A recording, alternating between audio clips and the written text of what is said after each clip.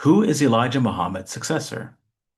If you haven't seen my previous video, go back to when did Elijah Muhammad become the quote messenger of Allah? Because this is extremely important to understanding the institutions that Master Farad Muhammad had left behind when he disappeared in 1934. But regardless, Elijah Muhammad himself claimed that he was Allah's last messenger. The question is, did he appoint anyone to be in charge of the Nation of Islam after 1975? What did Elijah Muhammad himself say, first of all? There's a video on my channel that you can check out called The Leader After Elijah Muhammad, where somebody asks him, how long do you think you'll be here? And basically he's asking him what will happen when you go away. So Elijah Muhammad says, quote, well, if I wasn't here, Allah would put somebody to take care of them like he did. They may not know, they will never be someone like me, but they will know enough to know how to keep them together in what I am teaching and have been teaching for years. Okay, so in other words, someone not exactly like him, but someone that knows enough of Nation of Islam theology that can keep the nation together in his absence. In the book, 100 Answers to the Most Uncommon 100 Questions, published posthumously by Elijah Muhammad, he says, I believe it's answer number three, quote, there will be no successor. There is no need for a successor. In Message to the Black Man, Elijah Muhammad says, quote, I am the last, and after me will come God himself. I do not say I will live so long as that, but when God comes, if it pleases him, I may be with him. However, if I am not with him, this is the final. The truth I bring will give you the knowledge of yourself and of God. Jeremiah Shabazz, who was one of Elijah Muhammad's top ministers, he joined the Nation of Islam in 1943, so very early on. This is less than 10 years after Master Farad Muhammad.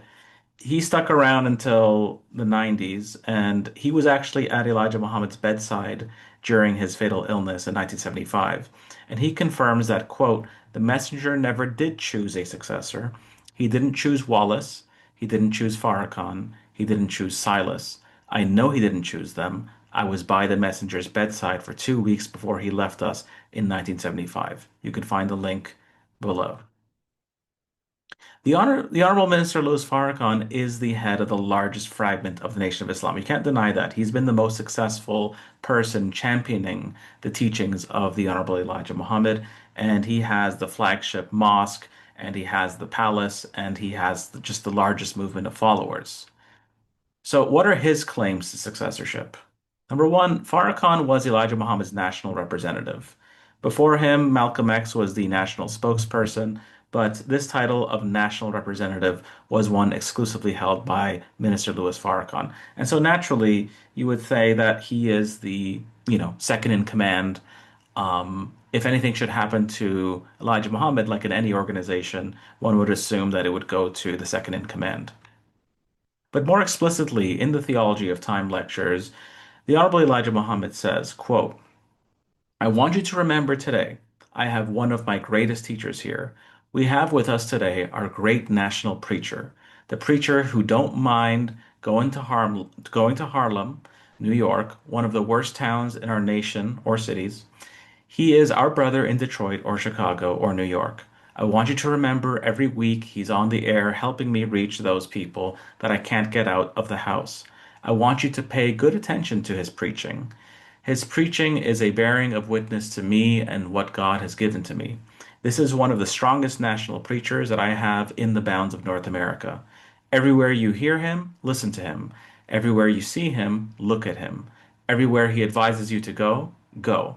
Everywhere he advises you to stay from, stay from. So we are thankful to Allah for this great helper of mine, Minister Farrakhan. He's not a proud man. He's a very humble man. If he can carry you across the lake without dropping you in, he doesn't say when he gets on the other side, see what I have done. He tells you, see what Allah has done. He doesn't take it upon himself. He's a mighty fine preacher. We hear him every week, and I say, continue to hear our Minister Farrakhan. So this is just a very great endorsement. The only thing I would have to say about this is that if the context of this is in reference to Elijah Muhammad's radio addresses. Remember that or rather Farrakhan's radio addresses. Remember that Elijah Muhammad was the one approving all of those radio addresses, and he would listen to them before they went on the radio. So it is possible that what he's saying here is contingent upon his own approval while he's alive, and not necessarily referring to, 2025, let's say. But nonetheless, this is a very, very strong endorsement. And yeah, this is going to be one of the main quotes that followers of Minister Louis Farrakhan go to when it comes to claims of successorship. There's another interesting story, which had a lot of witnesses, including Raymond Sharif, who was I believe, the captain of the Fruit of Islam. So in this lecture, you can find it's called An Appeal to the Disciples of the Honorable Elijah Muhammad. Minister Louis Farrakhan recounts a story where he went to see Huey P. Newton, the leader of the Black Panther Party. And so when Farrakhan went to see Huey Newton, he submitted himself to a search. Now, Elijah Muhammad didn't like that. Elijah Muhammad, in front of everybody in his inner circle, said, quote, um, you know, just look at you wearing out your needs to the likes of something like Huey Newton. You should be ashamed of yourself. I don't want you to go to them. I want you to make them come to you. You fell off the log, brother. And when you fall off the log, you can't get up by yourself. You need help.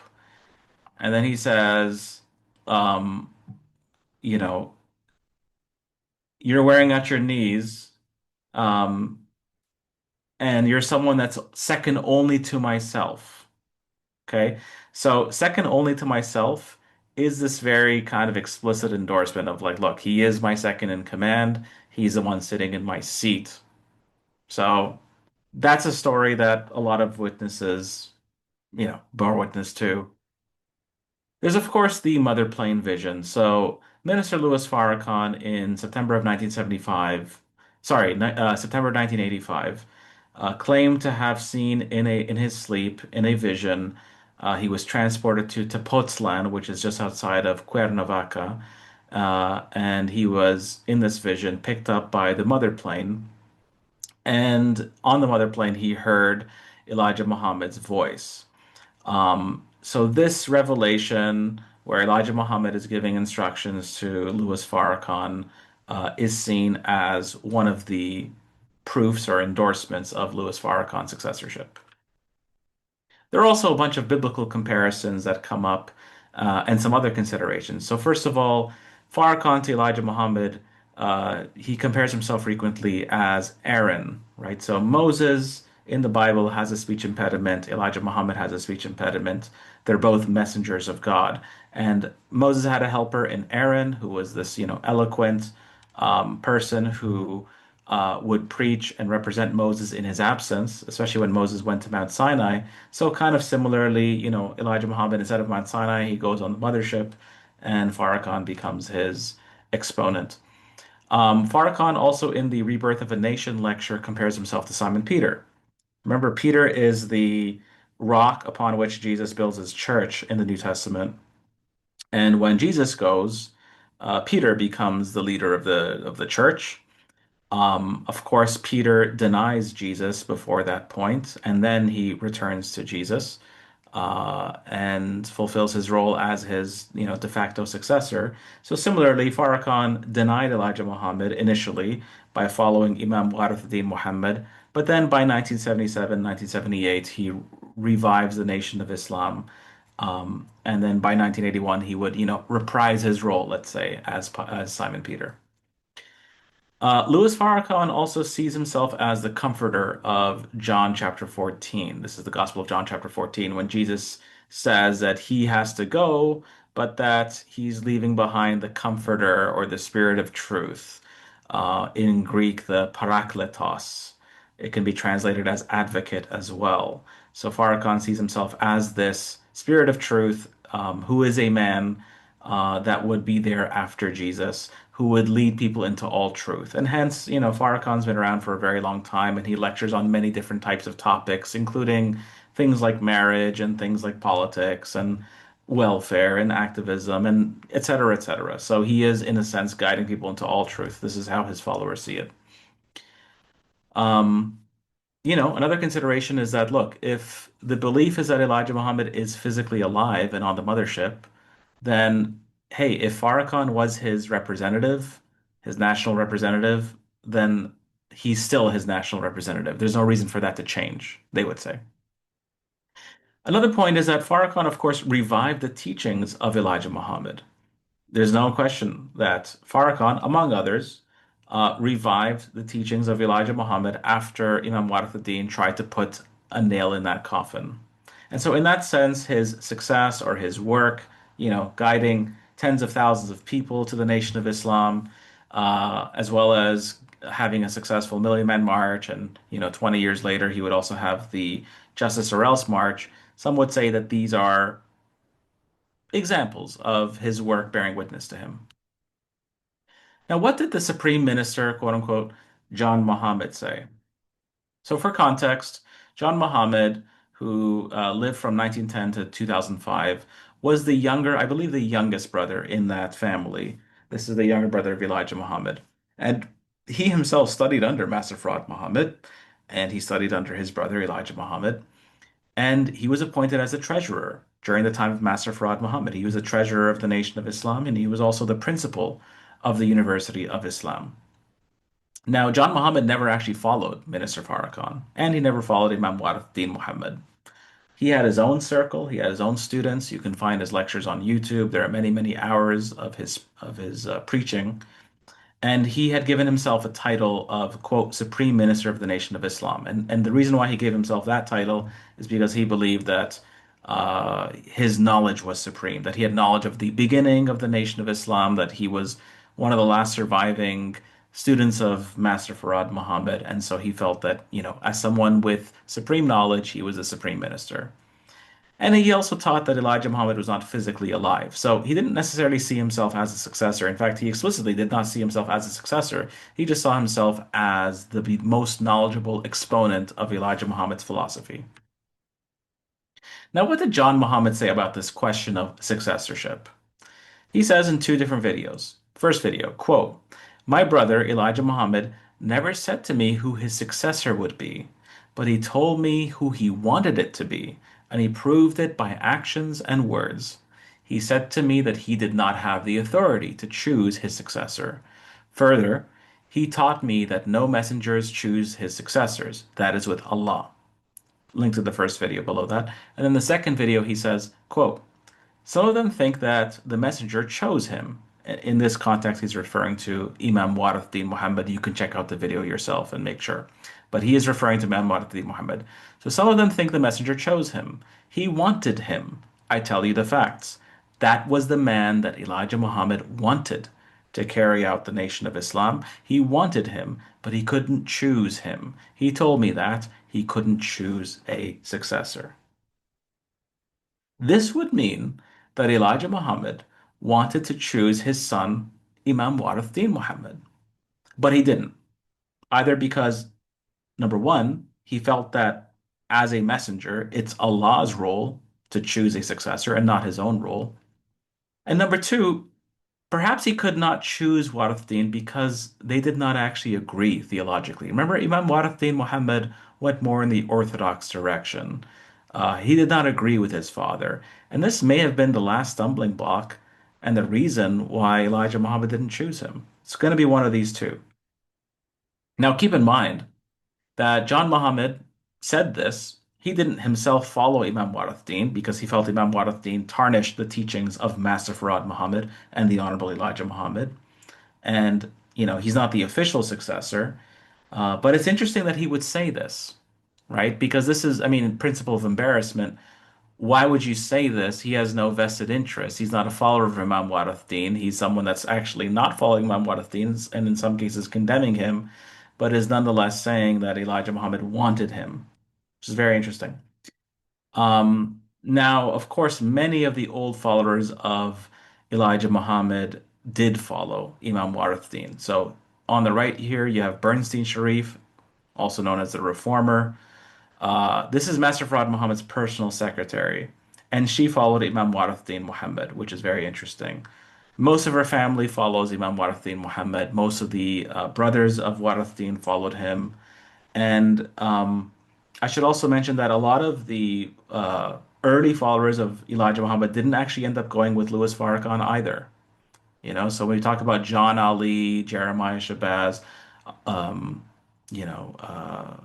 Raymond Sharif, a lot of these guys never ended up going with either Farrakhan or Warathdin Muhammad.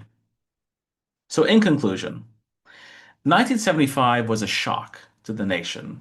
Remember, they weren't expecting the imminent death of Elijah Muhammad necessarily. They were expecting the imminent war of Armageddon. They were expecting the mothership. They were expecting the apocalypse. But instead, the nation held a funeral for their leader, the Honorable Elijah Muhammad. And Imam Warathdin was preparing at this point for months to take over the nation. He was going around the country, speaking at different temples, and so his move was being prepared in advance. Now, Imam Warathdin radically changed the nation of Islam into the world community of al-Islam in the West. He got rid of the fruit of Islam. He got rid of the Muslim girls training. He brought white people into the nation. He brought the American flag into the Sister Clara Muhammad schools, which were, the former University of Islam. So he changed everything about the nation, the Bilalian speaks and all of that.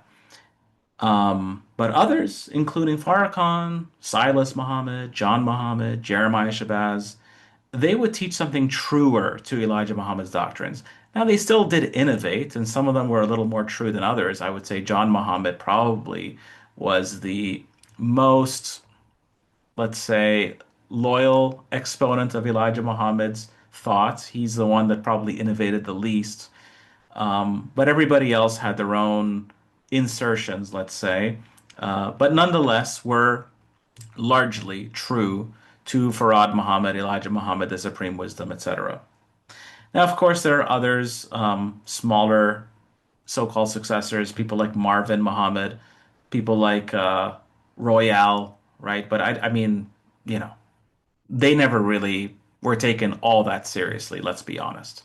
Anyway, thanks for watching. If you can buy this book, this would be great. This would support the channel and I could produce more content like this. I hope we appreciate it. Again, I try to bring the receipts every time. I try to bring the, whatever it is, the book references, the YouTube video references, because I don't want you to just take my word. I want you to do your own research. I want you to think for yourself. And look, we're going to agree, we're going to disagree at times, but again, this is just my research. I'm putting it all on the table. Um, W.D. Farad, The Man, Myth, and Mystery Behind the Nation of Islam by Dr. John Andrew Morrow and Bilal Muhammad is available on Amazon. And of course, would be interested to hear your comments. Who do you think was the successor of Elijah Muhammad? Was there a successor to Elijah Muhammad? And as usual, I bid you all farewell. Assalamu alaikum wa rahmatullahi wa barakatuh.